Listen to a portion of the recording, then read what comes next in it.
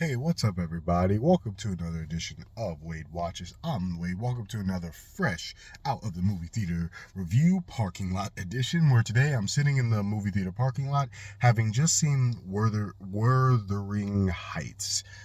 I hope I'm saying that right. There's two R's in there, I think. But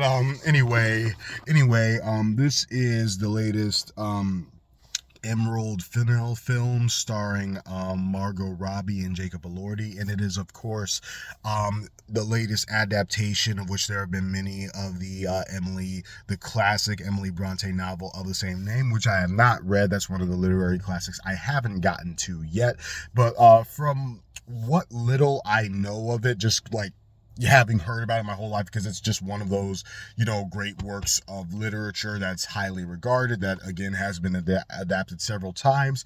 It's holds at least vague similarities to Great Expectations, which I have read,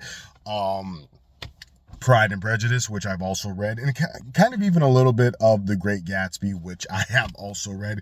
Again, only vague similarities. I've heard, like, before going into this movie, like I said, I kind of vaguely knew of the premise, so I'm not saying it's exactly like those, but they do have similar themes from what little I know, without having read the original book. And so, having just seen this movie, just going off of like vaguely knowing of the premise, just because of how popular it is and how many times it's been adapted, I have to say that for me, this did a good job of like just telling that gothic, twisted, romantic tale. I'm not saying it's a perfect adaptation. I can't make that claim because I haven't read the book. And I'm also not saying it's the worst adaptation ever because, again, I haven't read the book. I'm completely neutral on this, but I'm just saying, for, just having like needing to just not be like a straight up romantic movie, despite it coming out on Valentine's Day weekend to get that V-Day money. It really did a solid job. I did feel that it was very twisted, very, explored those themes of vengeance, of having this basically this toxic relationship with somebody, and how that can cause a lot of pain, a lot of suffering, all that unfortunate stuff. And I really did think that Margot Robbie and Jacob Elordi, did a solid job in the leading roles, and really, sold those themes of vengeance, of toxic love, toxic relationships, classism, all that good stuff. I will say, also, keeping starting off with the good, beautiful looking film, beautifully shot. Love the cinematography.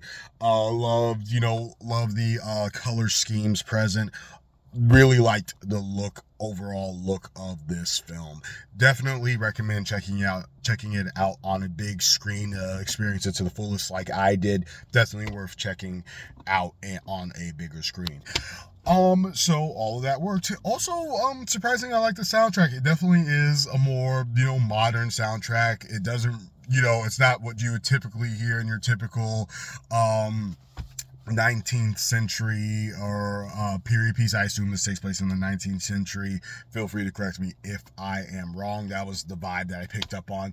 Not what you typically hear, but I liked it. I dug it. Really did enjoy the soundtrack.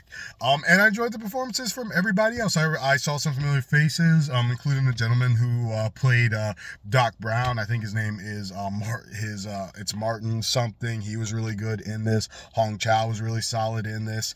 Like the cast. Where it kind of falls short is that sometimes it just really, there were a lot of scenes in this film that just felt disconnected from the whole film. It kind of felt a bit like montagey as far as the editing goes, like we're just watching vignettes after vignettes after vignettes. And I felt like it wasn't until like kind of like the climax near the end where it kind of focused up finally, and it's like, okay, this is where we're going with this. When it opened up, it also kind of felt a bit like just choppy, montagey, a little bit, disconnected. But like I said, near the middle and the end, that's where it focused up, and that's why I really began to enjoy myself with it. So yeah, wrapping it up, I thought it was, for what it needed to be for me, like, just again, vaguely knowing, what this story is about going into it. I was hoping that it wouldn't, be just a straight up romance starring two gorgeous looking actors, because Margot Robbie, man, she's absolutely gorgeous. And Jacob Elordi, he's a great looking guy too. Two hot people on the screen. I'm glad that they didn't, deviate from the themes of the source material. And I guess that's a word of warning to anybody who knows nothing about this. You're experiencing this story for the first time and you're thinking it's a cute Valentine's Day movie.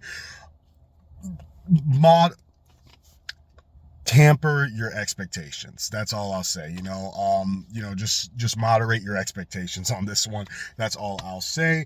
But yeah, I enjoyed Wuthering Heights enough to give it a solid 7 out of 10. Didn't do anything to wow me. It's mostly due to the editing and it feeling just like really disconnected in too many parts. But I love the overall themes. I love the central characters. I liked how it was not a straight up, traditional romantic story.